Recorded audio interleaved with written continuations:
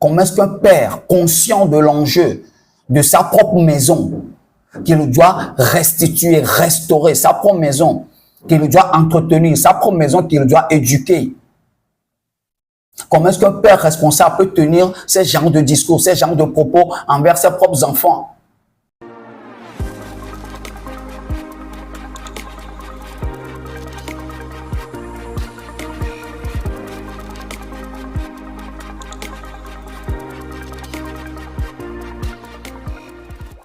Salut les amis, une opportunité pour nous encore de nous retrouver dans un sujet très important que nous allons partager tout de suite.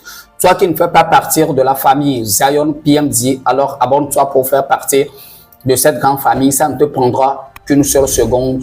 Je vous fais un coucou à tous mes abonnés. Je vous aime à mourir. Ça fait un bail, comme je n'ai pas vu ça, comme on le dit communément, ça fait 2 jours. Avant de rentrer dans le vif du sujet, je vais poser une petite question. Quand un père quitte sa maison pour aller chez un ami, après être reçu avec tous les honneurs possibles, ce père se lève et dit que lui, il vit chaque jour les conséquences désastreuses de ses propres enfants, qu'il ne réfléchit pas avant d'agir, qu'il ne se maîtrise pas. Que vas-tu penser de ce père, toi qui es en train de m'écouter? Laissez cela en commentaire. Que penseras-tu de ce père en tant que l'hôte de ce père-là, en tant que l'hôte de cet homme? Je repose bien la question. Quand un père va chez un ami qui le reçoit avec tous les honneurs et tous les avantages d'un invité possible, et après cela, le père se lève et il dit que lui, il vit chaque jour les conséquences désastreuses de ses propres enfants, qui ne réfléchissent pas avant d'agir, qui ne se maîtrisent pas.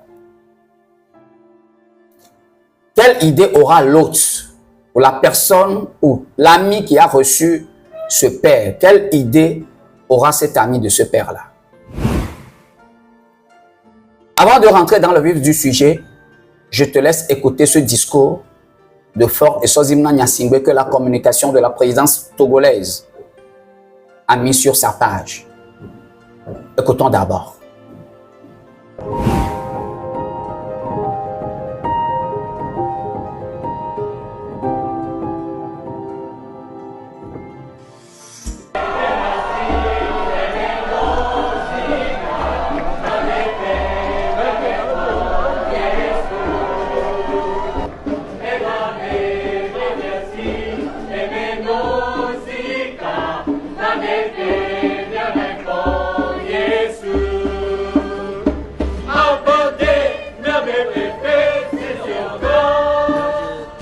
Je suis très honoré de recevoir votre Excellence ici, dans notre centre. Nous sommes en charge de l'éducation pour le changement de mentalité des jeunes. Nous sommes en train d'échanger beaucoup de jeunes dans le monde entier. Et ce qui est le plus important pour les jeunes, c'est d'avoir la capacité de réflexion avant d'agir. S'ils peuvent réfléchir avant d'agir, ils peuvent aussi apprendre la maîtrise de soi.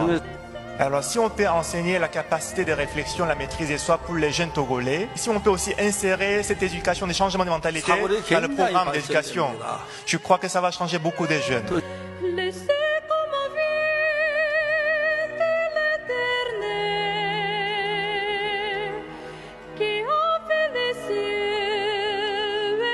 Quand je lui ai dit que je viendrais le voir ici en Corée, je pensais que ce serait comme on le fait à Lomé, c'est-à-dire lui et moi, on est 4-5 personnes, on discute un peu. Je ne pensais pas qu'il me réserverait un accueil aussi chaleureux, aussi bruyant. Et vraiment, je me sens honoré par cet accueil et je vous dis grand merci. Et surtout lui dire merci parce que s'il y a un continent qui possède, qui regorge de beaucoup de jeunes, c'est le continent africain. Le travail qui se fait dans ce centre et à travers ce centre dans le monde au profit de la jeunesse, pour moi c'est quelque chose d'essentiel parce que dans ma région, ma sous-région de l'Afrique de l'Ouest, je vis les conséquences désastreuses d'une jeunesse ou d'un jeune, comme il a dit, qui n'arrive pas à réfléchir avant d'agir, qui ne se maîtrise pas. Et au nom du peuple togolais, je voudrais remercier mon ami et remercier tous les membres de ce centre.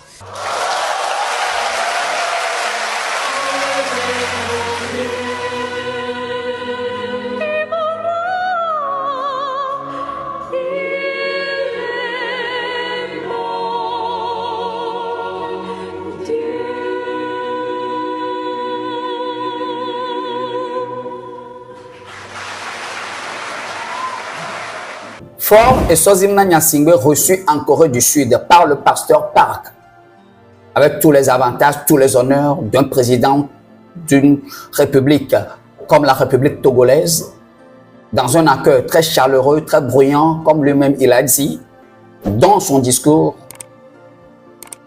a déclaré ce qui suit.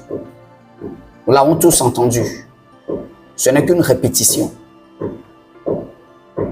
Je vis les conséquences désastreuses d'une jeunesse ou d'un jeune qui ne réfléchit pas avant d'agir. Il a parlé de la sous-région ouest-africaine. Cela veut dire en ce moment que Faure Eswazimna Nyasingbe a reconnu que lui-même il a échoué dans sa mission dans la vie du peuple togolais. Puisque le Togo se trouve aussi dans la sous-région ouest-africaine. On ne peut pas sortir le Togo de ce discours, puisque c'est lui qui est le président de la République du Togo. Et le discours qu'il a servi à l'endroit, d'abord, de la jeunesse togolaise, et de surcroît de la jeunesse ouest-africaine, c'est ce discours-là. Que ses propres enfants, qui sont dans sa propre maison, ne réfléchissent pas avant d'agir, et qu'il ne se maîtrise pas. Et lui, il vit les conséquences désastreuses de ce comportement. Alors, sachant qu'une mauvaise éducation ne procure que de mauvais comportements. Une bonne éducation ne procure que de bons comportements. De ce fait, le papa là a échoué à sa mission de pouvoir donner de bonnes éducations à ses enfants. Si le papa était un papa responsable, bon, un papa ingénieux, un papa qui a envie de propulser, de promouvoir ses enfants, je pense que dans sa quête de bonne mission, dans sa quête d'un père responsable, il fera tout pour que ses enfants soient des enfants responsables, qui ne deviennent pas des enfants irréfléchis dans leurs actes, dans leur comportement, dans leur manière d'agir et qui ne se maîtrisent pas. Tout est lié à l'éducation. Faure Eswazimna Nyasingbe admet devant le monde entier qu'il a échoué dans sa mission à pouvoir tenir sa promesse dans le domaine éducatif du peuple togolais. Et que lui-même, dans sa mission, a laissé pour compte les jeunes qui se sont débrouillés pendant des années sans trouver aucun issue pour leur avenir. Un jeune Togolais ne peut jamais penser à un avenir. Puisque ceux-là qui l'ont devancé, qui est leur grand frère, les grands frères, n'ont pas encore cessé de penser à leur avenir. Ils ne l'ont pas, ils ne savent même pas qu'ils auront un avenir. À ce que nous voyons sur le terrain, ce qui se passe aujourd'hui au Togo, le clientélisme. On donne le travail à des médiocres, pas à des méritants. Parce que quand vous recevez un médiocre chez vous, vous avez la domination sur lui. C'est une question de dominer les autres, de les aplatir. Sinon, comment se fera que des enseignants réclamant leurs droits pour pouvoir mieux tenir l'éducation des enfants, on en arrête, on en jette en prison, on les abandonne là et on licencie d'autres parce qu'ils ont réclamé uniquement que leurs droits. Et ceux-là qu'on ramène pour remplacer ceux qu'on a licenciés, on leur a fait signer des notes à ne jamais réclamer des droits, à ne jamais dire que c'est pas bon, nous voulons l'amélioration de nos conditions de vie. Dites-moi dans ce cas, Dites-moi, dans cette situation, comment est-ce que l'éducation au Togo pourrait permettre aux jeunes d'avoir une bonne réflexion avant d'agir? Si aujourd'hui Fort et Sozimna Nyasingbe se plaint de l'agissement, du comportement de la jeunesse dans la sous-région est-africaine, ils n'ont qu'à comprendre que c'est à cause de ces valets locaux de la France qui ne veulent que perpétuer leur pouvoir, rien que leur pouvoir. Ils ne veulent rien faire pour la jeunesse, pour permettre à ce que la jeunesse puisse s'en sortir. Pour eux, c'est le pouvoir. Après le pouvoir, c'est le pouvoir. Avant le pouvoir, c'est le pouvoir. Il n'y a plus rien que le pouvoir. Comment est-ce qu'ils peuvent s'en tenir à l'éducation de la jeunesse? Et n'oublions pas, quelque part dans son discours, il a dit que maintenant, il a décidé d'envoyer des enseignants en Corée du Sud qui vont être formés et reviendront former maintenant la jeunesse togolaise. Pendant 20 années, il était où? Pendant 20 années, il faisait quoi pour ne pas savoir que la jeunesse a besoin d'un bon enseignement, d'une bonne éducation, pour avoir des idées claires avant d'agir? Il était où? Fort et Sozimna Nyasingbe. C'est du mépris envers la jeunesse togolaise. Cette jeunesse qui est si intelligente, qui réfléchit. Cette jeunesse qui sait bien que son avenir est hypothéqué. Cette jeunesse qui est consciente qu'au Togo, après le diplôme, c'est le Zémidia qui t'attend, ou soit le désert de la Libye, ou soit le Maroc, pour atteindre l'Europe par des embarcations de fortune. Cette jeunesse est bien consciente de cela. La jeunesse dans la sous-région est-africaine qui s'adonne au terrorisme, si les conditions sont réunies, si les présidents qui étaient là avant ont pris leurs responsabilités en main, ils étaient des patriotes, des nationalistes, des vrais panafricains qui pensent au développement de leur pays et non qui ne pensent qu'aux intérêts de la France. Je pense que le terrorisme dans la sous-région est-africaine allait finir depuis.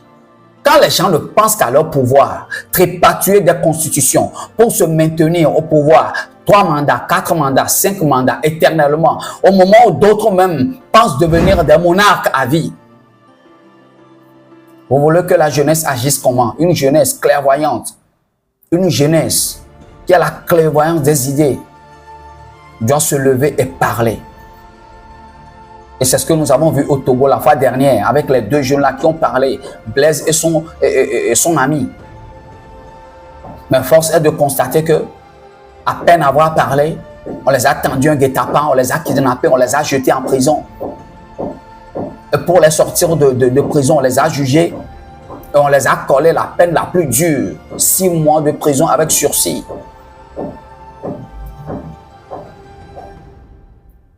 Vous pensez qu'avec ça,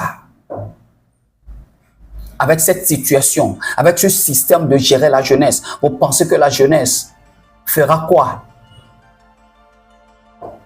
Fort et Sozimna Nyasingbe doit comprendre que la jeunesse togolaise en elle est révoltée. Les jeunes ont le cœur meurtri. Parce qu'à 20 ans, à 25 ans, à 30 ans, des jeunes sont encore sur le toit de leurs parents. Or, ses parents ont dépensé des millions pour les scolariser. Nous sommes en train de dépenser des millions pour scolariser nos enfants parce que chaque année, les fournitures grimpent. Les écolages grimpent dans les écoles privées. Dans les universités privées, les écolages grimpent. Les parents se battent pieds et mains pour payer ces écolages, pour permettre à leurs enfants d'avoir des éducations, d'être éduqués, d'avoir des enseignements les plus durs, les plus nobles. Après tous ces diplômes, l'enfant n'a que 2 choix. Soit le Zémidia, soit traverser le désert de la Libye, soit traverser le Maroc pour prendre des embarquements, des embarcations de fortuite et mourir dans la Méditerranée. Comment est-ce que cette jeunesse ne serait pas révoltée? Une jeunesse qui se sent qu'elle n'a pas d'avenir. Une jeunesse qui sent qu'il n'a pas d'avenir. Une jeunesse qui sent que rien ne le sortira de sa précarité. Et que sur le terrain, rien n'est fait.